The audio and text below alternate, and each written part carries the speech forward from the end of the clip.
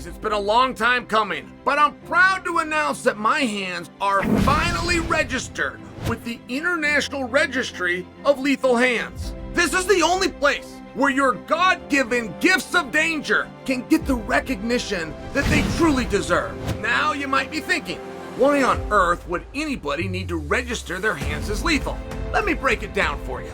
There are those among us whose hands are so downright dangerous, they need to be documented. Registration is a moral responsibility, and it's a vote for the greater good of humanity. The sole mission of the International Registry for Lethal Hands is to catalog the most formidable hands on the planet. So if you know someone, and you even suspect they possess lethal hands, do not hesitate. Register them immediately. And if you've ever looked at your own hands and thought, damn, these dogs are dangerous, don't settle. Go register. Head over to registeryourhands.com, fill out a simple form, and you're official. Remember, use the promo code Chael to save 20%, or just click on the link below. Sean O'Malley versus Chito Vera. This thing has been jumping around. You go to DraftKings right now, you got minus 265 to plus 235. Here's what you have to ask yourself. When you're having an argument about who's going to win between Sean O'Malley and Chito Vera, when you're having that spirited debate and you're both going back and forth and that's what makes you excited, you can't wait till the fight comes so you can tell your buddy, haha, I told you so. You're going to have just as much passion in that argument with that same buddy arguing about who was winning the first contest. I was there live. I was at the Apex. Sean O'Malley was this up-and-comer. People knew who he was. He'd come to the Dana White Contender Series. He'd smoked a joint with Snoop Dogg. He had the hair. He was wearing the shirts and jackets. I mean, it was one of these things. He's going to take on Chito Vera.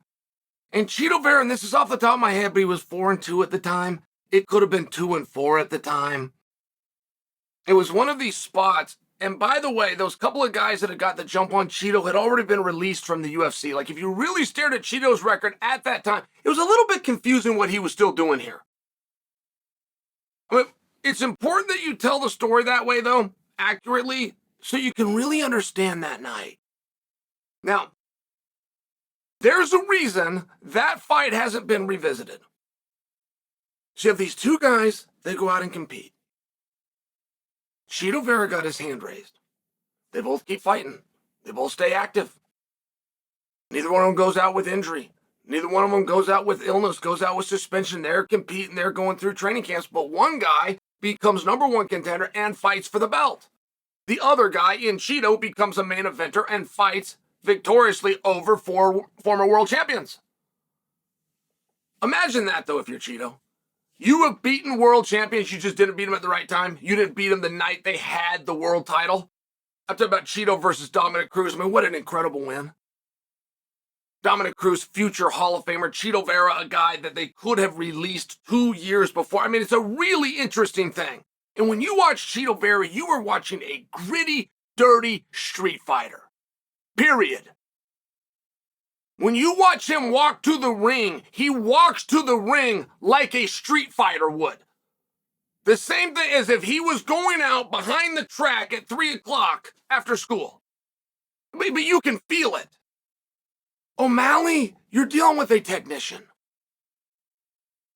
You can feel it. He's going into a spectacle. He's the one at 3 o'clock going behind the track that's going to make sure the entire school comes out to watch before he throws his first punches. But this fight never got revisited. Why? Don't tell me about the UFC because you're not right. Don't tell me managers couldn't get together. Don't tell me they had other and better things to do. Now, when I see that at DraftKings, when I see a minus 235 to a plus 215, anything along this, you understand that O'Malley's the favorite, right? And you understand that Chito won.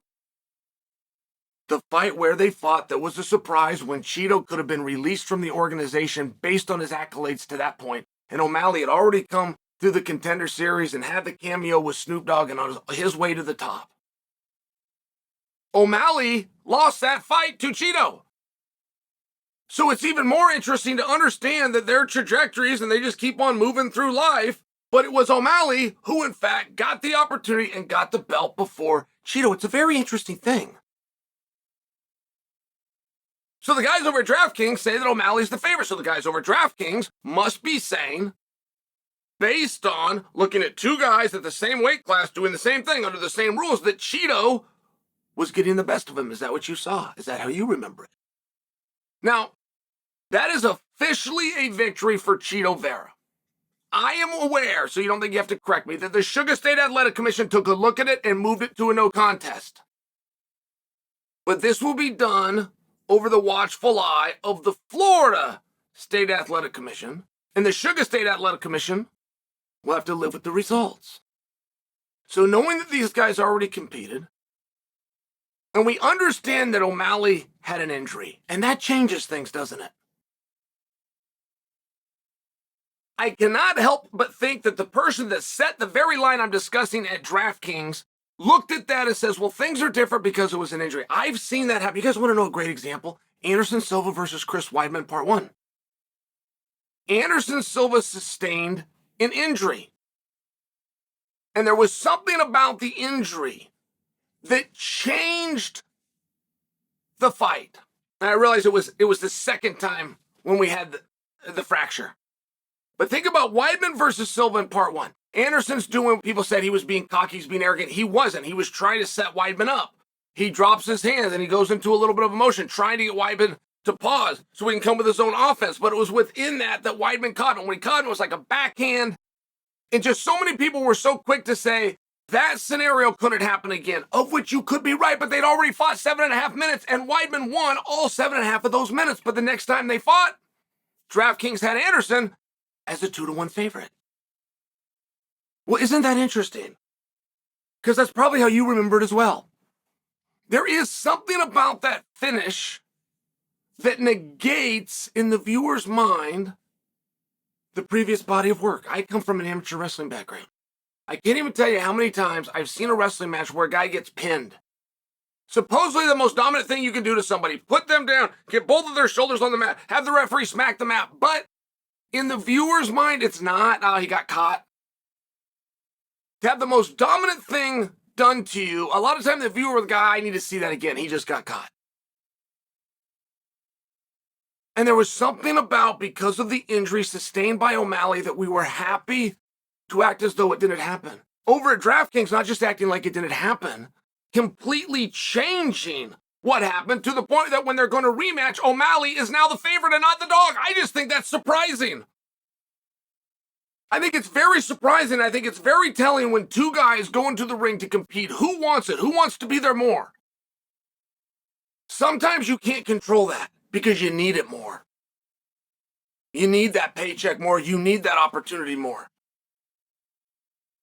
You've got that goal of being world champion. You haven't been there yet. Are you trying to achieve it? Or are you trying to defend it? Like, I know you hear these things and they're buzzwords, but they're very real. And when the going gets tough, who can dig the deepest? I know a lot of people think that is Cheeto Vera, but it meant something to me to see Sean O'Malley on one leg, not waving this off. Sean O'Malley's coached him in the corner, seen his athlete, who he couldn't be closer with, right? And that is a brother bond, that corner athlete. Knowing that he's hurt, and Tim believed in his athlete enough to leave him in there. He can find a way. Give him a moment and he will find a way to win this fight, even on one foot. It's very interesting. It is a very compelling storyline. All the while, what's next sits right outside for him. DraftKings already has a line. They just haven't released it yet. They already have a line. For Merab versus Cheeto, for Merab versus O'Malley, they just need that piece of business to get done first. And as I'm looking at that piece of business, and it's the second time, not the first time, regardless of what the Sugar State Athletic Commission said, and we, the viewer, still disagree on what we saw the first time. For O'Malley to be the favorite, you must have seen O'Malley win in the fight. For Cheeto to get the opportunity, you must have seen Cheeto win in the fight. It's a very interesting discrepancy, isn't it? It's a very interesting piece of human psychology. How certain athletic events can end. And that ending being wild, being unusual, somewhere within our mind negates everything that happened. So before you go over to DraftKings or before you argue with your buddy or coworker about who's going to win the fight between O'Malley and Chito Vera, you're going to have just as much fun arguing with your buddy or coworker over who was winning the first fight with O'Malley and Chito Vera.